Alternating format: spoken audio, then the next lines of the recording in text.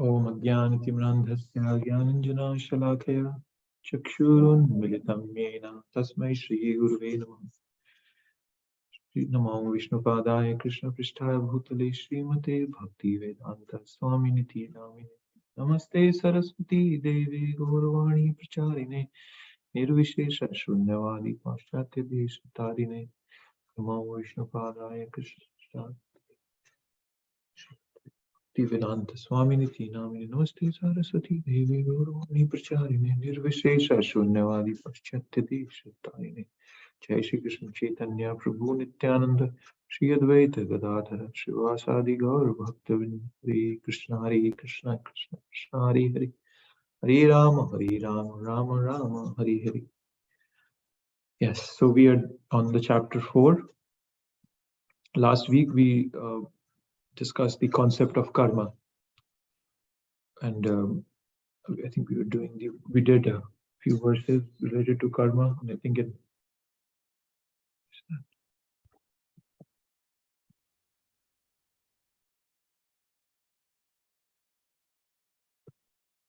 we did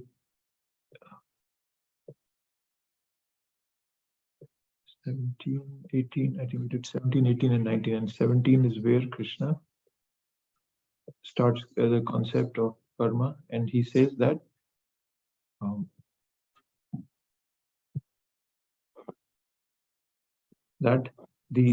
one should know what is karma, akarma, and vikarma. These are the three things he mentioned in the 17th chapter. Karma, akarma, and vikarma. So we brought out that concept of karma in the last class, and Krishna is saying in this verse that karmana ghano gati, that it's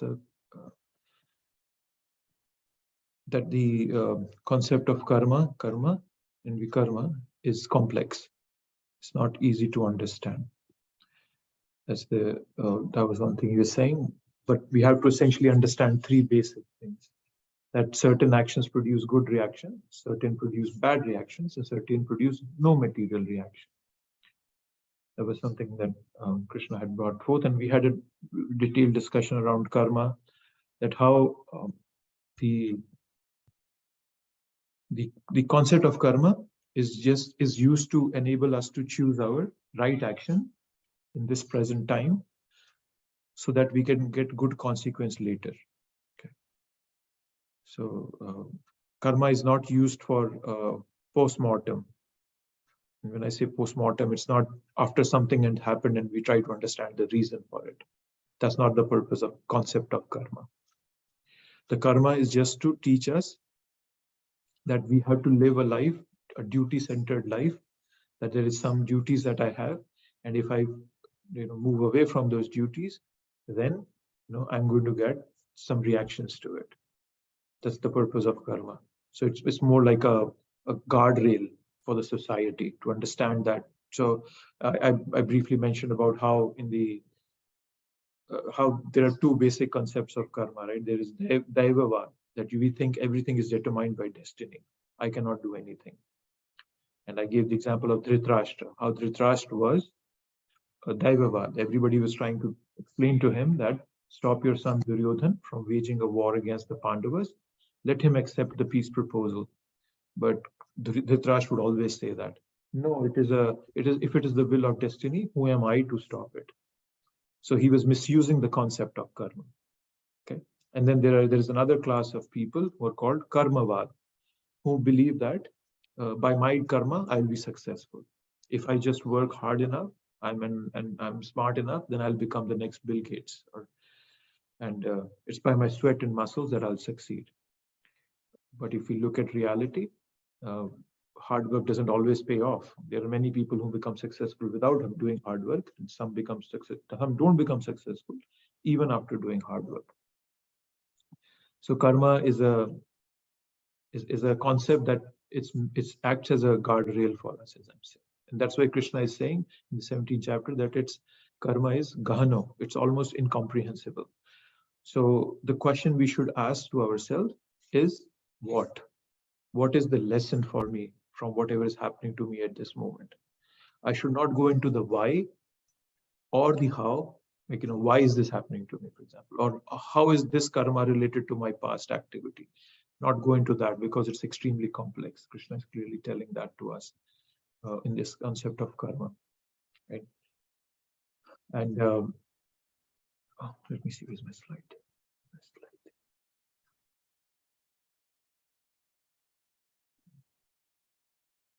So we did this. Yes, so we talked about how basically this slide explains akarma. There are 4 activities that have been mentioned. I think I have it in this, that in the first canto there is a verse where Kali Yuga was asked to reside in 4 places. And Prabhupada very expertly converted this verse in a very practical application for the followers' lives, like for our lives. He said that these 4 activities, they break the basic principles of life. And that is why he gave us these 4 regulative principles, so that we don't do at least these gross akarma in our life. Sorry, vikarma, gross vikarma in our life. So he gave us this very expertly. And then, so yes, so karma, akarma and vikarma. So karma is basically prescribed duties. Vikarma is forbidden activity, and akarma is which does not bring any material reactions to us, right? So basically having our thinking, feeling, and willing in a way that we can come to a point where we are living our lives by a karma. So when I say thinking, feeling, and willing, we all have a set philosophy, right, by which we live in our lives. That is some knowledge that we gain that impacts our desires. And then so we have philosophy, then we have an attitude. So attitude is a product by what has happened in our past and what goals we carry, what is our future hope. So that's thinking, feeling, and willing. So thinking is affected by philosophy, and feelings are affected by our attitude in life. Okay. So Bhagavad Gita is training us to have the right philosophy, the right attitude, and the right type of decision making. So thinking, feeling, and willing all set right. So we should act with that knowledge that Krishna is our well-wisher, ultimate well-wisher. Bhakti-dohaṁ yajna tapasam sarvaloka maheshwaram suhridam sarva bhutanam. That's the last verse of the 5th chapter. Krishna says that I am the enjoyer of all the sacrifices. I am the master of, I'm the lord of all the loka, sarva loka maheshwara, and suhridam sarva bhutanam. And I am the best well-wisher of all living entities. So this concept, then when we read Bhagavad Gita with this thought in mind, it leads us to humility and courage. So so Bhagavad Gita, through these methods, 3 things broadly. Now, if you look at the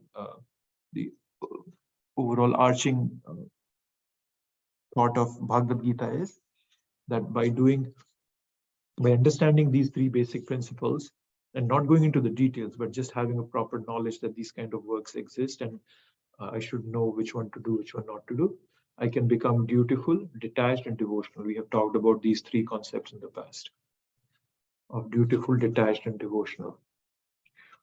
And we talked about the story, right? We heard the story about the person who had 4 daughter-in-laws, and he gave 5 grains to each one of them. And through that, we learned how the best situation is to be devotional, where we understand what Krishna wants, so we are faithful and thoughtful towards Krishna. So yeah, so this is the continuous theme of Bhagavad Gita. It's just the intensity and that increases as we go forward in Bhakti and Bhagavad Gita of being dutiful, detached, and devotional towards Krishna, towards this whole process. So, and we also discussed about that how by understanding this concept of karma, akarma is basically devotional service. So it brings us to the ultimate freedom from karmic entanglement. And how does it do that? Some very basic changes that very basic but very important changes that happen in our lives are, it gives us vivek, discrimination of right and wrong. We get determination to follow right and avoid wrong. There is a minimization of sinful reactions, that we are surely going to get some reactions from our past life, from our past activities, but they are minimized. Only Krishna can do that. And then it gives us inner strength to face the sufferings. So that's basically the concept of karma that we worked on yesterday and we got on the last discussion. We'll continue with that now. So let's see. So we did 19. So let's go to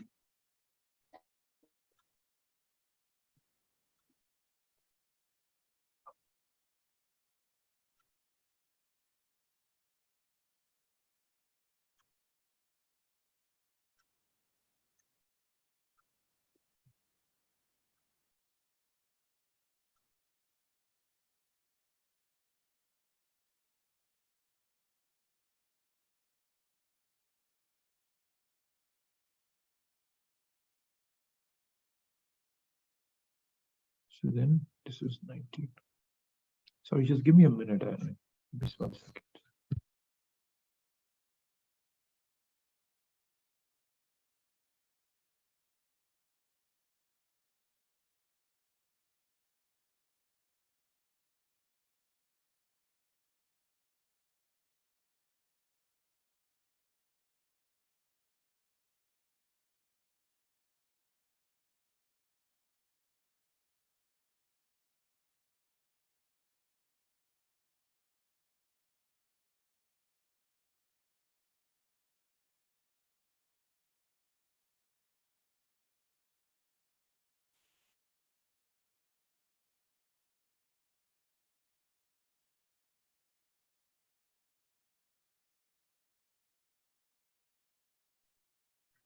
So let's go on to the next verse, 20. Yes. So here we start with the verse number 20 today.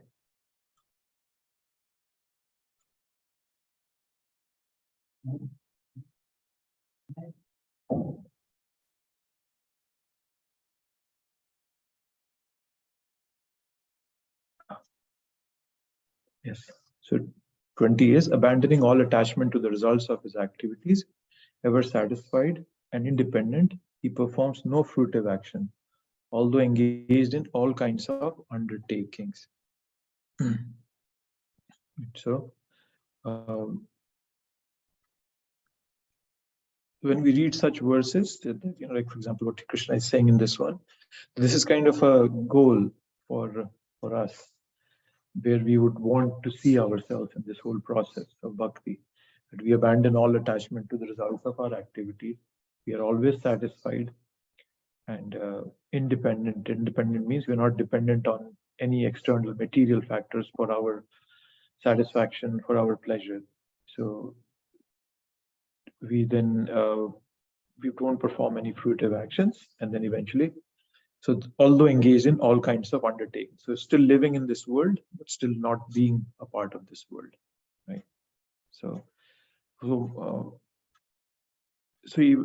a person who gives up all this attachment for the fruit of work, and when the person does a karma, he doesn't take shelter of anyone else, even though the person might act according to his nature. Such person doesn't do anything. So that means we all should act with detachment. So criteria is not giving up karma, not giving up the activity, but attachment to that activity. So Krishna is reiterating this point here.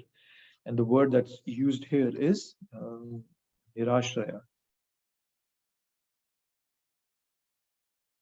I'm sorry, I don't have boost today and I'm just struggling with that.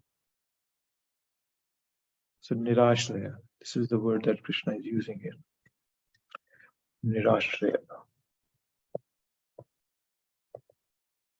So nirashraya is, so we know the meaning of the word ashraya, right? In Sanskrit, ashraya means shelter. So nirashraya means without any shelter, but that doesn't mean that there is no shelter. It means that not taking of shelter of anything else or anyone else, right? Materially, taking no material shelter. That's that's what it is. Right? Focus is here to be detached from this material world. And later on, Krishna will say, attached to me. Everything on Krishna's account. So, Nirashraya. That's the concept that's Krishna is bringing out here. And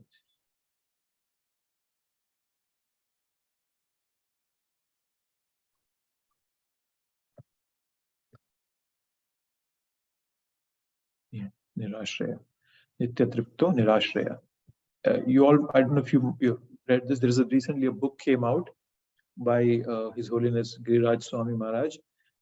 They said, I'll build you a temple. And that gives the details of the struggle that Prabhupada had to go through to get the Juhu temple up and running. There was this one Mr. N. if you have read any of you have read the Prabhupada's Leelamrita, the name is not disclosed. Everybody knows it's Mr. Nair, but in that don't disclose. They just call him Mr. N. And he was a a smart, it's not smart, but a very cheap businessman. What he used to do was he would sell the land to somebody, and then take some money from them for the land, some token money, and then he would sell the land to somebody else and keep the token money on pretext of something that that from the earlier party, and then he would also. So he was making money in this way, and he was very influential. He was well connected in the society in Mumbai, and he knew politicians, policemen, and all so on and so forth. And he wanted to trick Prabhupada's disciples, and all of them being these young 20-year-old youngsters. He thought that I can trick them, and they're all coming from they were not from India. They didn't know how things work in India, so he wanted to cheat them.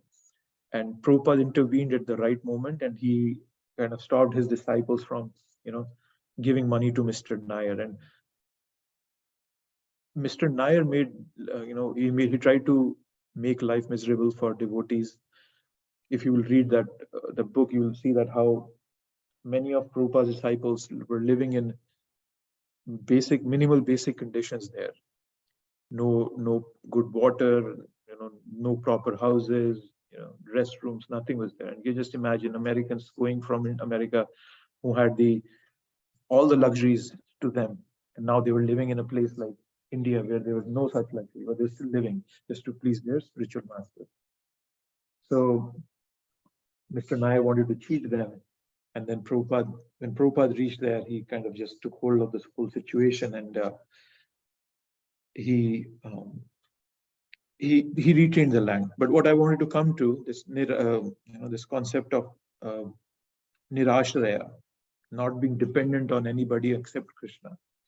So Prabhupada, in one of the Bhagavatam classes he gives during that time, he said that my duty is continue to do this service. That Krishna, I'm trying to bring Krishna to everybody. But if Krishna doesn't want it to happen, what can I do? Right. So that was the level of detachment Prabhupada had. Prabhupada was not trying to prove himself as a spiritual leader. He was not egoistic. Right. So if you will see, there are some videos that, and if you see the classes also, there's good recordings. Prabhupada would have these intense discussions around the temple land with his disciples, and even with Mr. N, Mr. Nair. And then immediately after that, he would be giving a class on Bhagavatam or Bhagavad Gita. And you will see that there was not even nothing on his mind. His mind was completely free of that. That, okay, I'm not worried about it, about what's going on. He was completely off. He would having these intense discussions and so much going on, and then suddenly he was detached. So that's the way we should all at least aspire to be. Yes, we're not there yet, but we should aspire to be. Right? Doing what we can, and then what's the best way I can do it. And then then leaving it on Krishna. Right? Then Krishna will speak to us so these two things, right? Doing what we can and doing the best I can. And when I follow that, then Krishna opens up to me. Then Krishna speaks to me, and then he guides me. That's the way. And there's Paramatma sitting in our heart. Then Krishna as Paramatma, he speaks to me. That's what happens when I live my life according to this concept of karma. And then the super soul, right? There's this verse, the 7th canto, 14th chapter, verse number 38. Tesha vek bhagwan rajams taratmai vartate tasmat patram hi purusho yavan atma yathe yate. Where we are told, and it's Narad Muni speaking to Yudhishthira, and he's telling him that according to our capacity of austerity that we do, the penances that we do, and this desire to develop knowledge, transcendental knowledge, the more the super soul talks to us, the more super soul gives us intelligence to walk around in this life, in this world. And so, having the right philosophy, right attitude, actions, relationships, so on and so forth, then success comes in our life. So, yeah. So that's the essence of this verse. So yes, I was just trying to exemplify how Prabhupada would very, aptly follow this concept of nirashraya without being dependent, and he exhibited that in his dealings with that extremely complex. You should all read that. Even if you can't read that book, I Will Build You a Temple. If you read Leela Amrita, you will see that one day Mr. Nair sent police to get the property emptied out, and these policemen, they held devotees by their hair and just dragged them away. So just imagine these American Matajis, they're trying to protect the temple, and these policemen come and just pull them and drag them away from their hair. Just imagine that, what all Prabhupada disciples had to go through. And Prabhupada, but then, it was all Krishna's will. So Krishna eventually gave devotees what they were desiring, what Prabhupada was desiring. And then Prabhupada is saying in the purport, this freedom from bondage of action is possible only in Krishna consciousness, when one is doing everything for Krishna.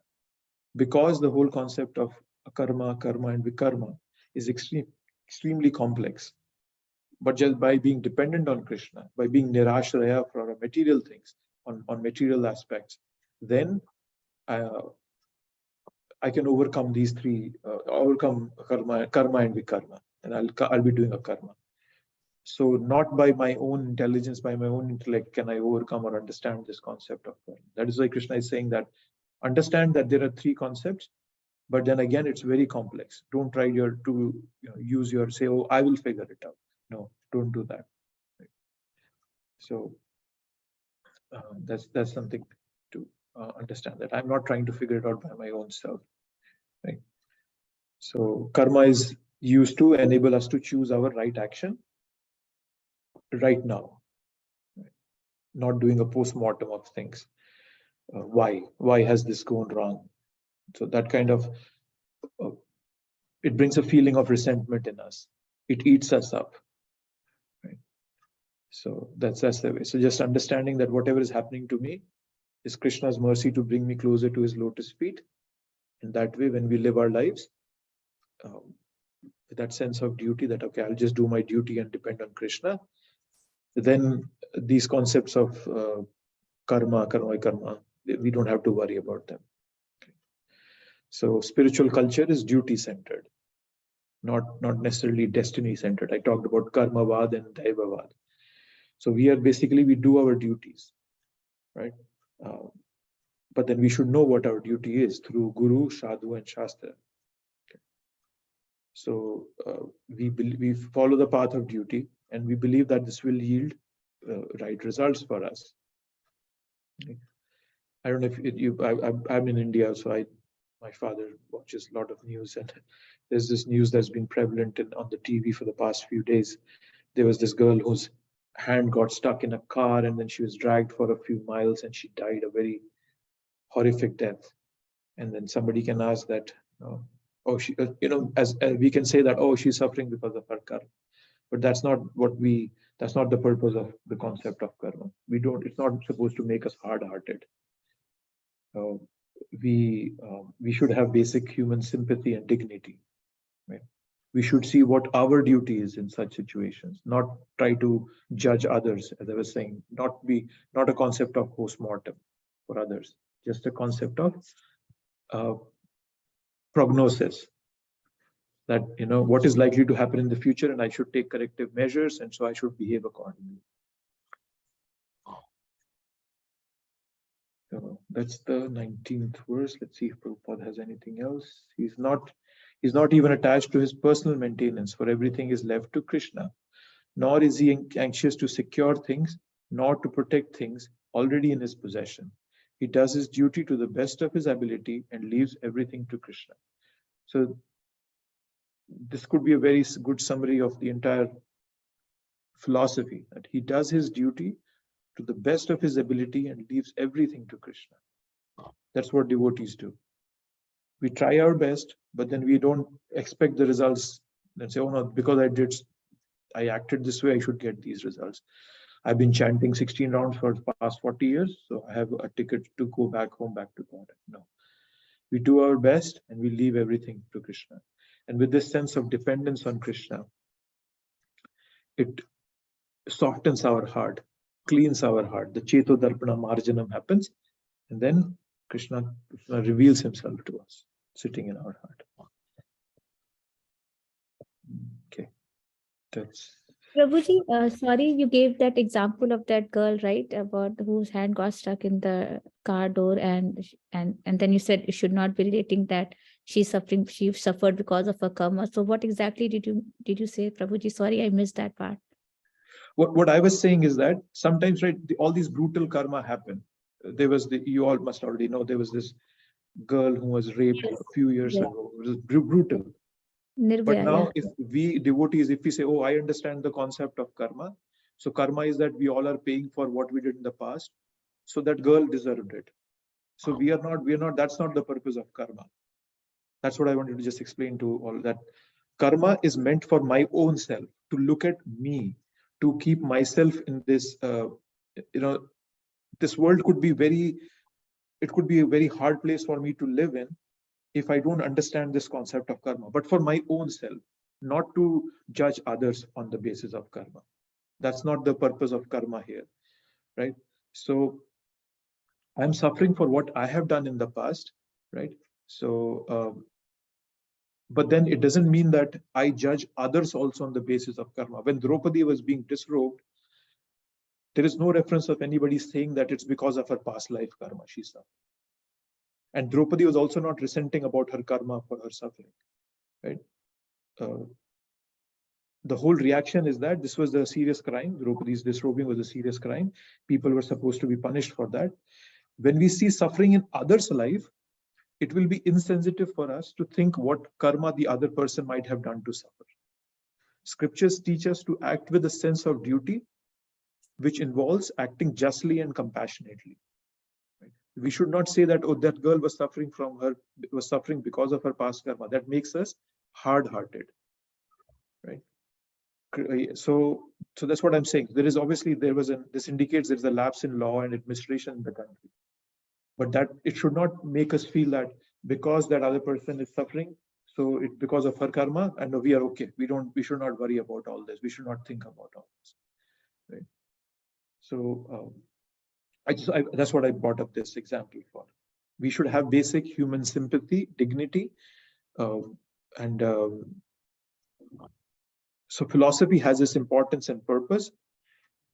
But that doesn't mean we demean others. We look down upon others, that they're suffering because of their karma, so I'm not worried, I'm detached from this world. We should not look at it from that perspective. Philosophy should expand our knowledge, not constrict our consciousness and our view towards others. Did that help, Madhuri? Yes, Prabhuji, definitely it helped. But my question was then, why a particular person suffers? Because when I used to talk to other devotees sometime back, they used to say, right, definitely the suffering that you are having in this particular life is because of the karma that you had gained in your previous life, bad or good karma. If you had earned a good karma, you are having a good life. If you had a bad karma, even though you are doing a lot of austerity in this birth, but still because that bad karma carried forward in this birth, you are suffering.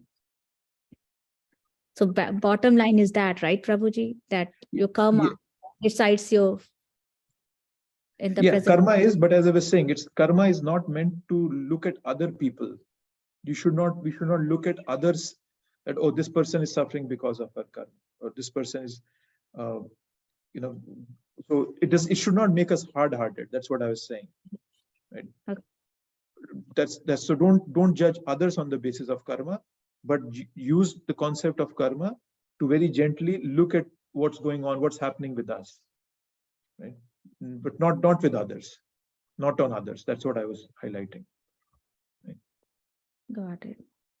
So if we start looking at others, judging others by the concept of karma, then it becomes very complex. That then it's more of vikarma that we are doing. We are judging others.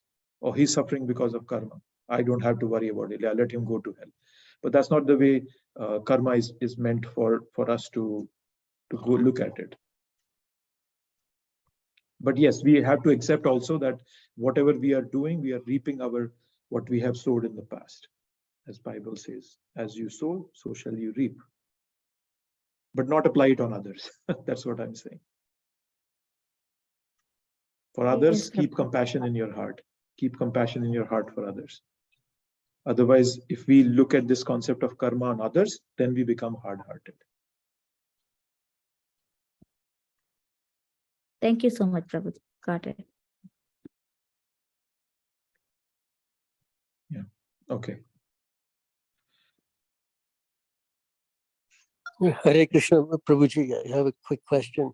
Can one argue that, that such events, like this brutal event that you mentioned, could one argue that it was just due to random, it's just a random event, or such events that one may consider to be brutal or out of the extraordinary? One may argue that it was just, on a random basis, and that not really due to karma, So what's your thought about that?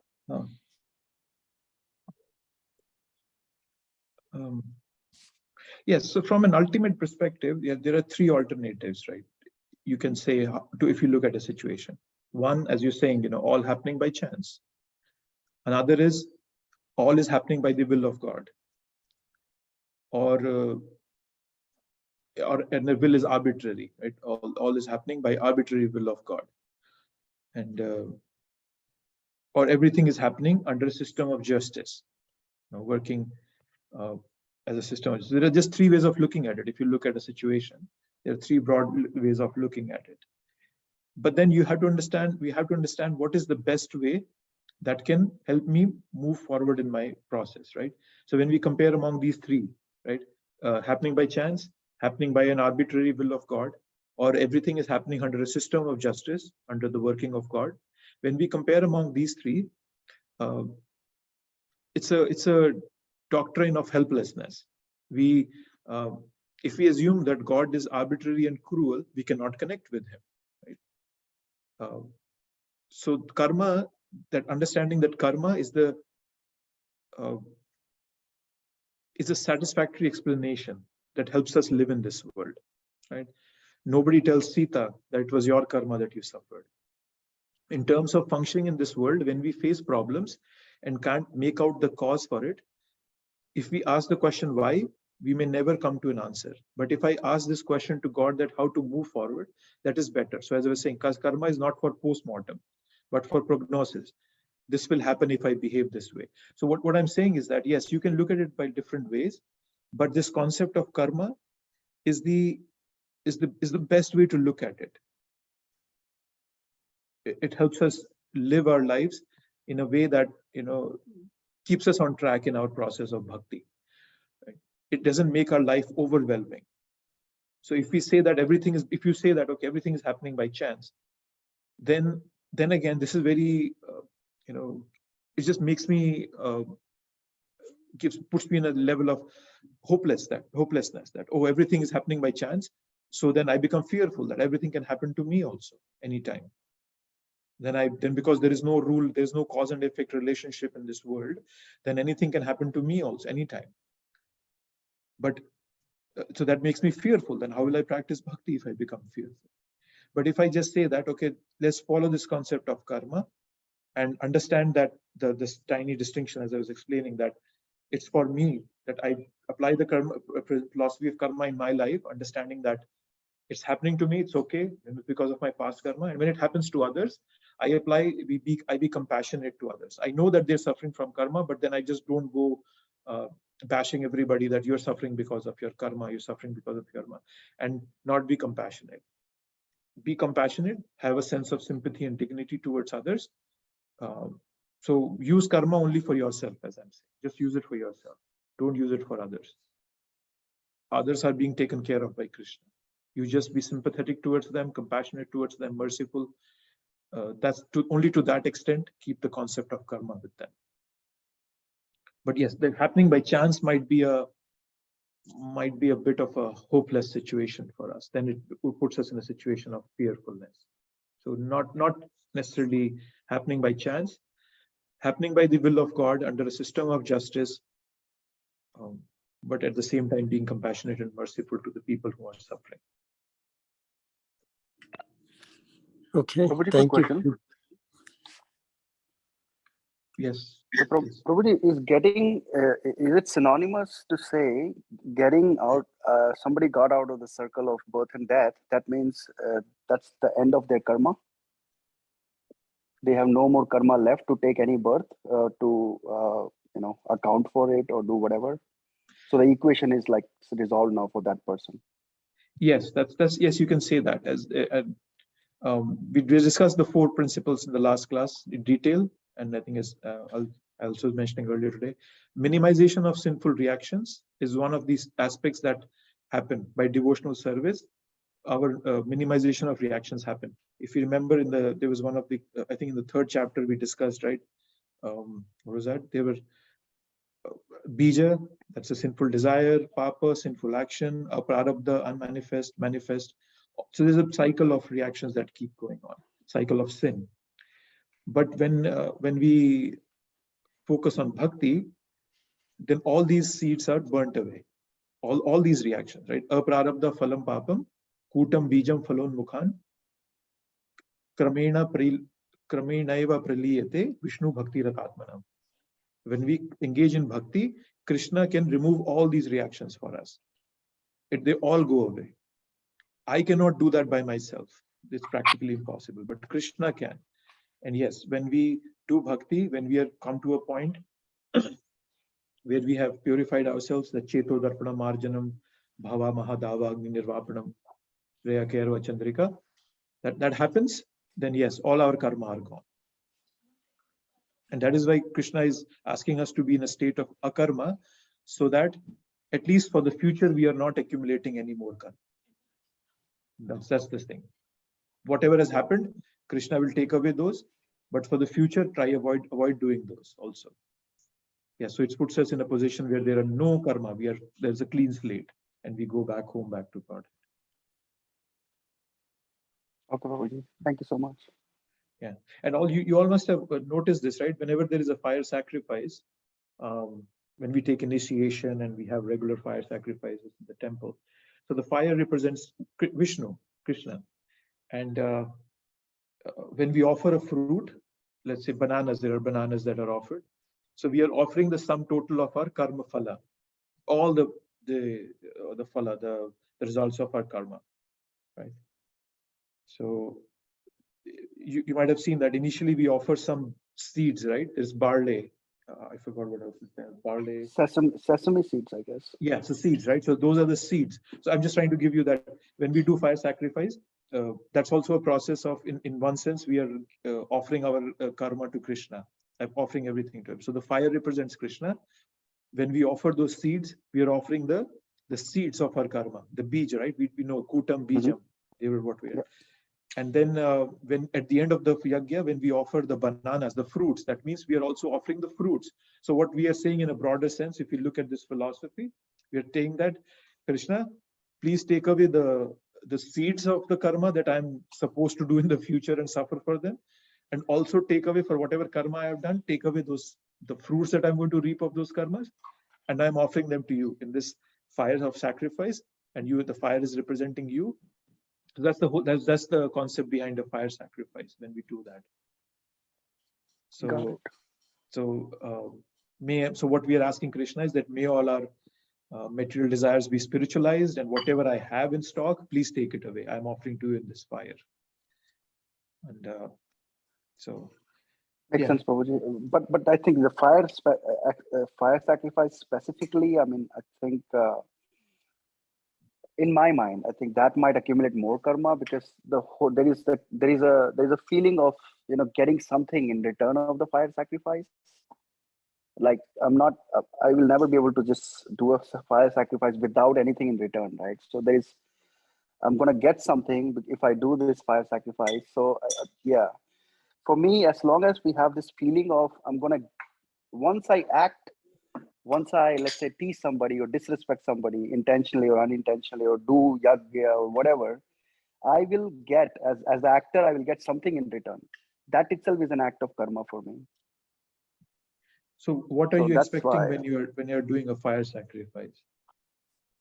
something in return, either calmness or peacefulness, or, you know, take away my, you know, sorrows or whatever. Whatever we expect, they're expecting something. Everybody, when they do fire sacrifice or whatever act, right, they do expect something, is my understanding. Yeah, so for example, yeah, there might be some fire sacrifices where there's some expectations. Yes, karma kanda, as we've talked about in the past, there's a lot of karma kandic activities that Vedas prescribe, and they involve fire sacrifices to, let's say, please the demigods. But when a devotee is doing fire sacrifice, this is the concept that the devotee is looking at.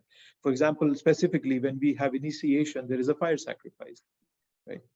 And in those fire sacrifice, the guru takes away all our karma. So we start with a clean slate after initiation. Obviously, I engage in karma after that, so my clean slate also gets filled up. That's my stupidity, but in general. But so yes, so in some, I agree with you. In some fire sacrifices, there might be a desire for something in return, but it's all about our mindset, right? It's all about our mindset, what we are asking for. So a karma doesn't mean we become desireless. Yes, so it means that we purify our desires. It begins by getting the transcendental knowledge that by which we can differentiate. Why am I doing this fire sacrifice? What is the purpose of it? And I want to spiritualize my desires. I don't want to have material desires. Even that peace and happiness, yes, you're saying that might also be a material desire to some extent, right? But if I'm just asking for bhakti from Krishna by that, even if it's a fire sacrifice, then that's not a desire. That's not asking something in return. So yes, that makes sense. Yeah, that makes sense. Absolutely. Yeah, make me capable enough so that I can excel in bhakti, help all the devotees do whatever. Yeah, absolutely. That's you're not desiring anything for yourself, so that's not actual karma, I believe. Yeah, then it's a karma. But yes, I agree with you. There's so much of fire sacrifice prescribed in Vedas that is eventually for our own benefit, or give me a what's that, putra dehi, and all that sort of dhan dehi. No, makes sense. But yes. Yeah, so different fire sacrifices, but broadly, at least when we as devotees do fire sacrifice, that's the purpose. That Krishna, please spiritualize my material desires, please purify my desires so that I can connect with you, I can serve you. Yeah. Okay. Got it, probably. Thank you. I get it now. Thank you. So that was 20. Let's go to 21. All these verses are very beautiful to read also. Nirasir yat chittatma takta sarva parigraha shariram kevalam karma naapnoti kurvan naapnoti kilbhisham. Oopsie, sorry. Kurvan naapnoti kilbhisham. 21. Let's read the verse.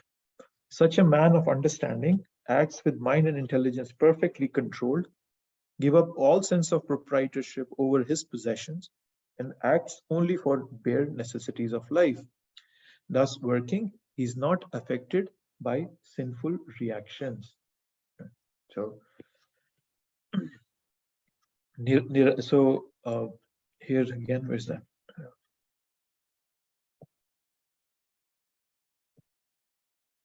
Nirasir. You see this word Nirasir. So Nirasir is without desire for results. So the word Nirasha, right, in Hindi, Sanskrit, Nirasha means disappointed. But here it's Nirasir. Nirasir doesn't mean disappointed, it means without selfish desires. Right? We don't have any possessive mentality. It doesn't mean we don't have any possessions. It means we don't have a possessive mentality. Right? Shariram kevalam karma means to do enough to maintain the body. Right? But somebody can ask, right? I had this question 2 years ago that, he's saying that shariram kevalam karma, that you do only to maintain your body. But Arjun won the war and he was living in a palace. He was living like a king, He was not only doing it to maintain his body. It was not shariram kevalam karma. So what does it mean here, shariram kevalam karma? And it means that the shariram kevalam karma might be different for different varnas of the society. Okay. For a Kshatriya, because he's a king, he has to invite other kings from other places. They will come. He has to treat them nicely, have a relationship with them, and so for a king, it might be that shariram kevalam karma might mean different. It might mean to live a bit more opulently. But for a brahmana, shariram kevalam karma might be just enough to feed his family and take care of his family and maintain his body and then do his bhakti and patan patan. So the way to understand shariram kevalam karma is that it's different for different varnas. The maintaining body doesn't mean that it's the same concept for all the varnas. Right? So so that's shariram kevalam karma. And then we have tattva sarva parigraha. So tattva sarva parigraha, let's see what that means. Tattva is giving up, sarva all, parigraha, sense of proprietorship over possessions. And then kurvan napnoti kilbisham. In that way, we will not get any sinful reaction. Right? Working, so giving up all sense of proprietorship. Prabhupada, he went to Detroit once. He was in Detroit, and he went to look at a mansion that he wanted to buy for a temple, and that mansion was owned by what's that? He was the owner of Rolls-Royce. Not the owner. I think he was the owner of Rolls-Royce. So it was a big, lavish mansion. I think it was called the Fisher Mansion, and that mansion was being sold. Okay, so Prabhupada went. He took a tour of that palace, and when time came to talk about money, Prabhupada was expert in bargaining and that. So he just sat down with the owner and he said, "Oh, we all are beggars. On behalf of God, please give this mansion to us for free." And the owner was stunned.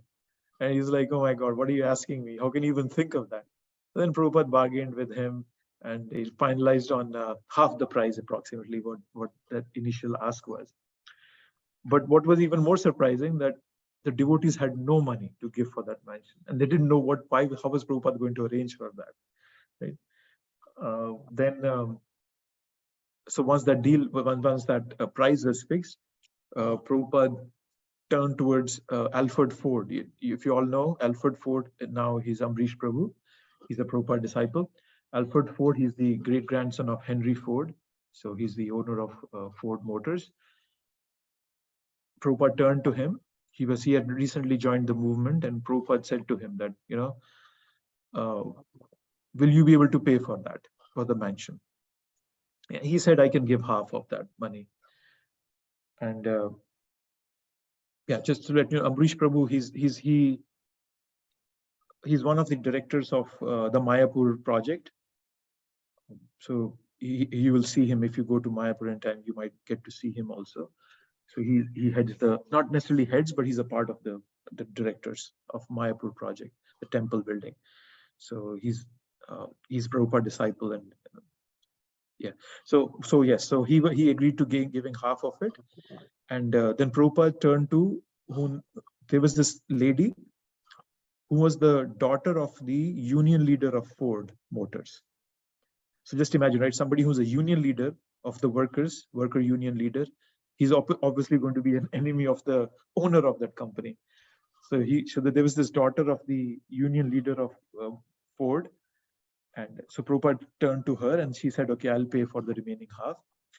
And there was this intense animosity between both the families. But then eventually Prabhupada had them married. So Alfred Ford and then the daughter of the union leader, they both married, and Prabhupada used to joke that how he has ended the animosity of both the families. But what I wanted to come at was the concept of Tattva Sarva Parigraha, the no sense of proprietorship. When Prabhupada bought that mansion, Prabhupada, after the whole process that happened, he gave this example that I came here with no money, okay? And I'm now leaving away. I'm leaving now, and I'm still without any money. But what I have is this huge mansion for Krishna. So that's the concept to understand that is being asked here, which is Tattva Sarva Parigraha, sense of proprietorships over possessions. So just imagine, Prabhupada came in, bought this multi-million-dollar mansion for the temple for Krishna, and then he left, and still he had no money. And even when Prabhupada was leaving his body, he didn't have a single penny. Everything was in the name of ISKCON. And ISKCON was not Prabhupada was not the owner of ISKCON. ISKCON was a body that was it's a non-profit organization. And there was this GBC, governing body commission, that was running ISKCON. So Prabhupada never had any penny come to him.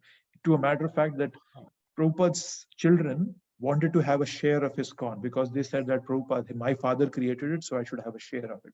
And Prabhupada clearly said no. He said, ISKCON doesn't belong to me, it's Krishna's. And so that's the sense, that's the practical application of Tattva Sarva Parigraha, with no sense of proprietorship. Right? That's the way we have to understand that, this concept of Tattva Sarva Parigraha.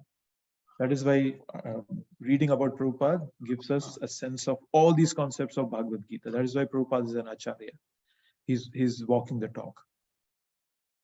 So as we all know, Prabhupada was just acting for his bare necessities of life. He didn't have to worry about anything. In the purport, Prabhupada gives two very good examples. Right, one is about a machine. He's saying that as a machine part requires oiling and cleaning for maintenance, so a Krishna conscious man maintains himself by his work just to remain fit for action in the transcendental loving service of the Lord. Here we have to understand that sometimes if a devotee says that, oh, I'm just going to serve Krishna, and I'm eating prasadam, so this is all good, and not maintaining our body, that's actually a negative thought. Devotees should maintain their body perfectly, do whatever is needed to keep your body fit, because this body is not yours anymore. When I surrender to my guru, this body is my guru's now. It's not mine anymore. I've given him this body that, okay, Guru Maharaj, this is for your service now. And I'm going to take the best care of this body so that I can serve my spiritual master to the best of my capacity. I can serve Krishna to my best of my capacity. And for that, I have to maintain this body. So eat healthy, do some exercise, work out, whatever is convenient and appropriate according to your situation and condition, but try to maintain this body to the best of your capacity, so that we are fit for our action. We are not running a 100-meter race. We all are running a marathon. So I need a body so that I can keep it fit till I turn 70. We have Sankirtan Yagya Prabhu with us. He's in his 60s, but still he's so active. He's more active than me. He's working in the kitchen every day practically. So that's what we have to do. Maintain our body so that we can use it for our service, Krishna's service, to the last moment of our life. That's a very good example Prabhupada gives in the purport. So the purpose saying that we are machines doesn't mean Prabhupada is saying that we are mechanical. It's not to dehumanize us, but to tell us that we are part of Krishna and we have to work in sync with him. Just as a machine part works in synchronized form with the machine, That's why we are a part of machine. And how do we synchronize? But cooperating out of love. Right? So every example has an emphasis. You will see many analogies in when Prabhupada gives. They might not be perfect, but every analogy has a specific message to give. And we should just look at that part. And also, so yeah, that's the purpose of examples, to emphasize a specific message. So yes, machines is that part. And then another Prabhupada gives is like an animal, he has no proprietorship even on his own body. So yes, so once again, the example doesn't mean that someone will slaughter us, we are an animal. Example is to surrender. So as Prabhupada, for example, Prabhupada didn't approve of the idea of dog as a pet who sits on the bed of the master. Dog is an unclean animal, Prabhupada would say. But Prabhupada recognized a virtue present in the dog. Dog is faithful towards his master. Right? So that's what Prabhupada is saying, that as an animal, what Prabhupada means here is that animal means like we have to be faithful towards Krishna, whatever may happen. Right? That's the meaning of this example that Prabhupada is giving us here. And Mahaprabhu says in the Shikshashtakam, right, that Ashliya va padrata pinastumam adarshanam marmahatam karutuva yatha tatha va vidhatu lampato mat prananathas tu saeva naparam. So Krishna, I am your servant, and you can break my heart, you can go away, you can do whatever you like, but there is no other worshipable Lord. That's what a devotee is. That's what the example of the animal Prabhupada is giving. It's in the sense of surrender. That's what Prabhupada is giving here as an example. Okay, so let's look at this next verse. Yadrichalabha santushto dvandvatito vimatsaraha samha siddhavad siddhavcha kritvapi na nibadhyate. He who is satisfied with gain which comes of its own accord, who is free from duality and does not envy, who is steady in both success and failure, is never entangled, although performing actions. Right? Yadrichalabha santushto. Whatever comes of its own accord is fine. So whatever is coming on accord is fine. So right, generally in India, now the concept has been misused, but in the past, the purpose of a sannyasi going door to door is not as a beggar. No, that's not the purpose. So when a sannyasi goes to a house of a householder, the purpose is that even if for a minute, when the householder will see a sannyasi, he will think of Krishna, he'll think of bhakti, he'll think that there's a higher purpose in life. So whenever a sannyasi goes to the house to beg for alms, door to door, the purpose is to make the householder discuss bhakti, to think about bhakti. That's why a householder doesn't stay at anybody's house. A sannyasi doesn't stay at any householder's place. He will go, he'll beg for alms, he might say a few words about bhakti and spirituality, and then he'll move forward. So he's in a concept of yadrichalabha santushto, that whatever is coming of its own accord is fine. Okay? But then he's also compassionate, extremely compassionate towards others. Then there is dvandvavito vimatsaraha. Dvandvavito vimatsaraha means duality.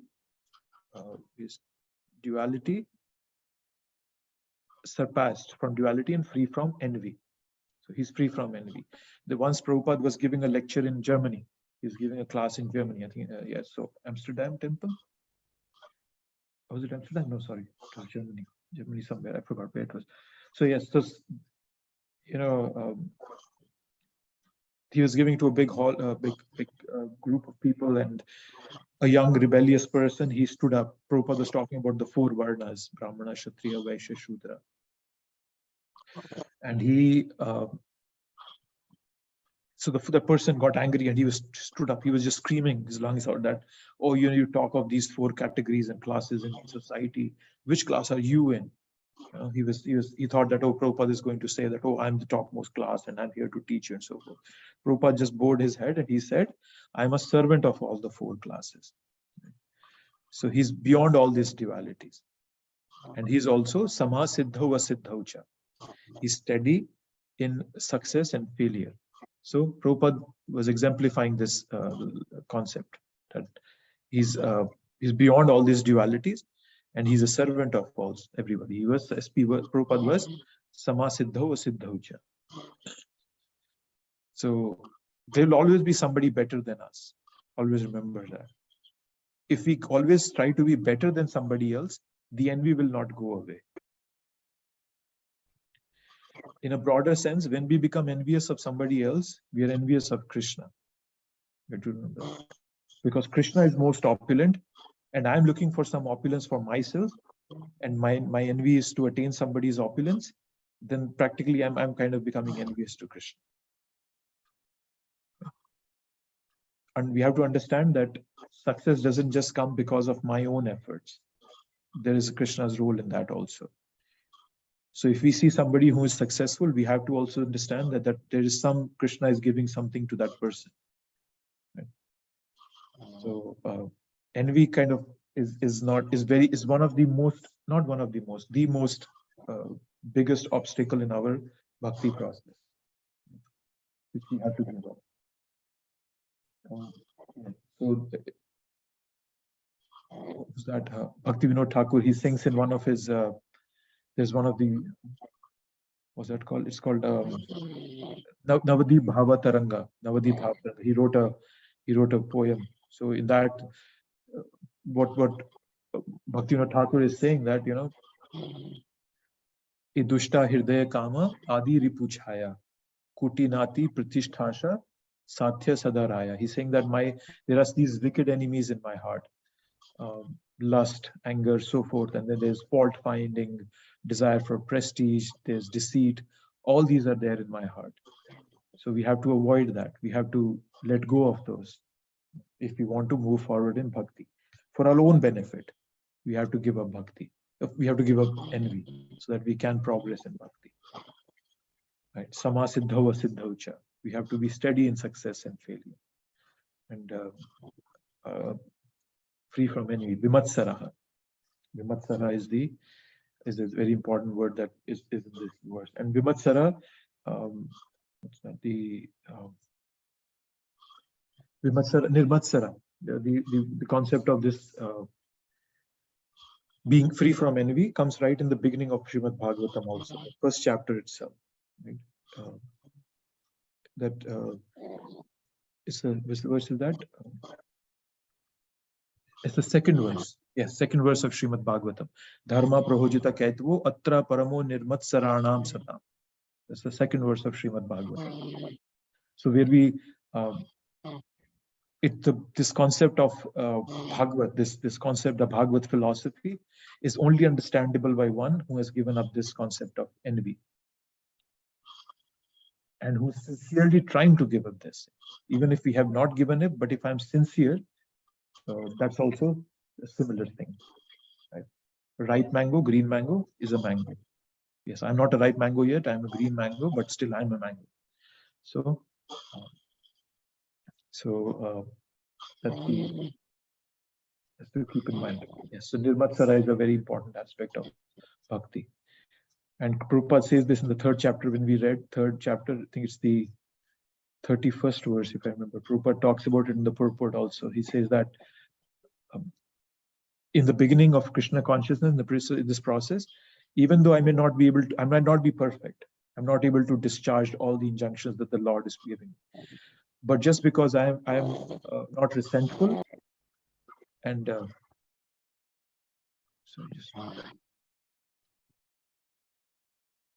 I'm not resentful in this process, then I'll surely be promoted to the stage of perfection. So yeah, so that concept, the state of Nirmatsarana, will eventually be attained if I'm sincere in my practice. Okay, so let's see what Prabhupada is saying in the purport. Is there anything? However, for the service of the Lord, he can participate in any kind of action without being disturbed by the duality of the material nature. Right.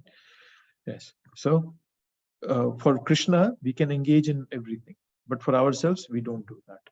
That's what Prabhupada is saying here. We don't do anything that can hamper our bhakti process. Right? Anukulasya sankalpa pratikulasya varjanam. Goptritve varnam tatha rakshishati vishwasa. So that taking up anything that's favorable for us and giving up everything that is unfavorable for our bhakti. That's what we should do in this world. That came in our nectar of instruction, right? What's that? The second and third verse. Right? There were 6 things that were against our bhakti, 6 things in favor of our bhakti. Okay, so that's 22. 23, let me see, just give me 1 second. I think 24 is a change in the whole discussion will happen. 24, so let's see, we'll do up to 23 today. Gata sangasya muktasya jnana avasthita chetasa yajna acharata karma samagram praviliyate. Samagram praviliyate. The work of man who is unattached to the modes of material nature and who is fully situated in transcendental knowledge merges entirely into transcendence. Right? So,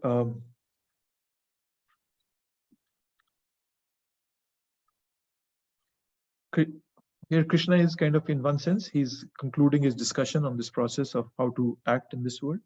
So he's saying jnana vasita chetasa. The person is fully situated in transcendental knowledge. Gata sangasya muktasya. Okay. There are 3 modes of material nature which are trying to encroach upon our consciousness. When we don't lend our consciousness to the 3 modes, we become gata sangasya muktasya. And once again, that doesn't happen by my effort only. There is Krishna's part also. Right? So we keep moving on this path with this faith that Krishna will protect me and he will endow mercy upon me. And then we get free from these 3 modes. Yajna acharatah shreyas, yajna acharatah karma. So if this from the entire chapter, if you want somebody to ask you what is the essence of this chapter, this one phrase could be the essence of the entire chapter. Yajna acharatah karma. I am supposed to perform every action as a sacrifice for Krishna. So the karma concept is meant to be a yajna. Right? So one who has sangha, one whose sangha has gone away, sangha with the 3 modes, that person is situated in knowledge. And when I'm situated in knowledge, I act for yajna. I act as a sacrifice. Right? So this phrase is very important. Yajna acharata karma. The one thing to take away from this chapter. Right? And then asks this, samagram praviliyate. And then samagram praviliyate, the word praviliyate means merges entirely. Okay. So let's see what Prabhupada is translating. Merges, and who's fully situated in transcendental knowledge merges entirely into transcendence. So let's see, Prabhupada I think explains this in the purport before I go into my thought. Let's see. Yes. So what does this meaning of merging means? The resultant reactions to all such work certainly merge into transcendence, and one does not suffer material effects. So, sometimes we are told that this concept of merging in Krishna is not something that a devotee desires. A devotee does not desire merging into Krishna. That's an impersonalistic view, and actually devotees abhor that. No, we don't want to merge. We want to serve Krishna. Right? So this concept of yajna acharata shreyas karma will be expanded in the next section also as we go forward. Right? So the meaning is that praviliyate means merging. The person is not merging, but the person's work is merging. So whatever karma is coming out of my activity, it's taken up by Krishna. So I have no reaction to it. Right? When we act in this mood of yajna, there is no reaction to it, no reaction for me. That's what it means. Yajna samagram praviliyate. Right? So I think, yes. Let's see if there's anything else on by Prabhupada. Did I miss anything here?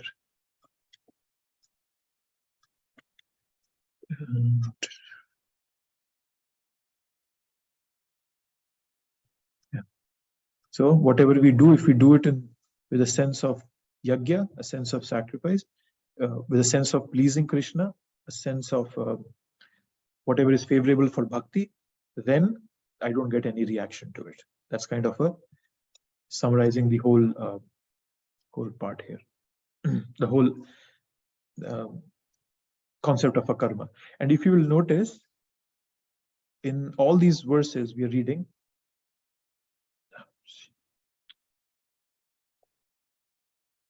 23, the last sentence is, what is the last sentence? Samagram pravilliyate.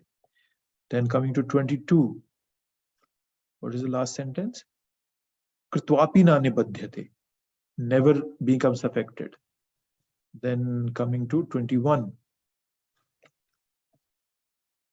Kar kurvan napnoti kilvisham, does not acquire sinful reactions. Okay.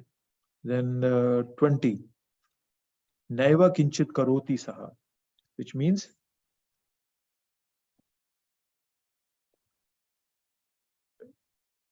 abandoning. He performs no fruitive activity. Right? He's not performing anything. And then 19, what was 19 last sentence? I'm just trying to say, Tam ahu panditam buddha. Right? So that person is an intelligent person. He's a learned person. So what I wanted to show was that all the way from 19 onwards, the last sentence is all about how to practice a karma. So this is all about practicing karma, but the last one is giving us this concept of, what happens when we practice a karma. We are never bound, and we have no fruitive reactions. From 19 onwards to 24. So this was the 19 to 23. This is the section that we've been going through. Where's that slide? Okay, let me look at the slide.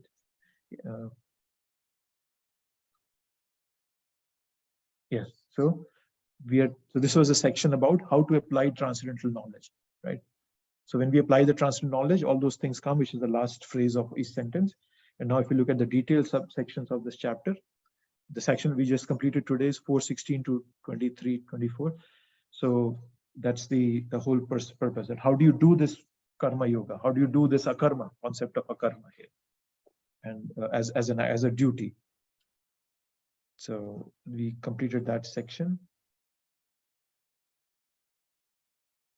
What else was there? Yeah, okay. So this was the last slide we had last time. Yeah, so this is where we will stop today. 24th is, it gets, I know this is a complex chapter, but it gets more complex. So please be ready. The next verse is, if you see, everything is Brahma. Brahmanarpanam, Brahma, Brahmagno, Brahma Uttam, everything. It gets a bit confusing. We'll begin this section in the next session we have, because that's where we are changing this gears here. So understanding how to gain transcendental knowledge, sacrifice. So Krishna will expound upon the concept of sacrifice. Okay, so I'll take a pause here. If there's anything on your mind that you would like to bring out.